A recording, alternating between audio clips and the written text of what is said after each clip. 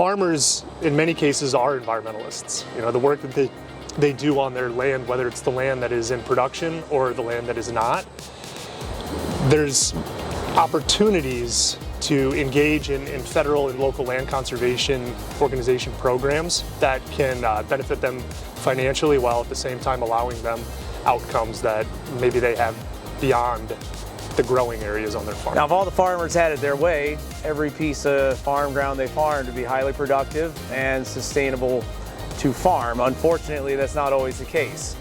When a farmer purchases a piece of ground or rents it, they have highly productive ground, as well as some ground that probably shouldn't be farmed. Might be erodible, it might be degraded when we take farm equipment across it. One of the options for those farmers to put that ground into is a conservation easement. Could you tell me a little bit about them?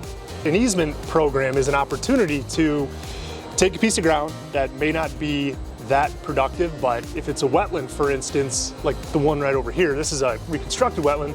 It's also one of the most biodiverse and areas in which wildlife are supported the best in our agricultural communities. But an easement program allows a landowner to generate financial benefit from that land while keeping it in their ownership and stewarding it for future generations. Jared, one thing we see as we go across our customers' fields, some of the easements that they've entered into are conservation reserve programs where they seed down some of the tougher areas of the field to a grass.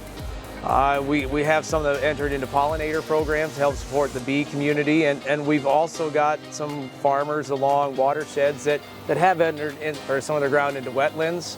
What value do you see to the watershed by those farmers, you know, agreeing to put those lands into those easements? Yeah, and any practice that you can put in that slows the water down is going to allow natural processes to take hold and improve the quality of that water, releasing it slowly back into the watershed.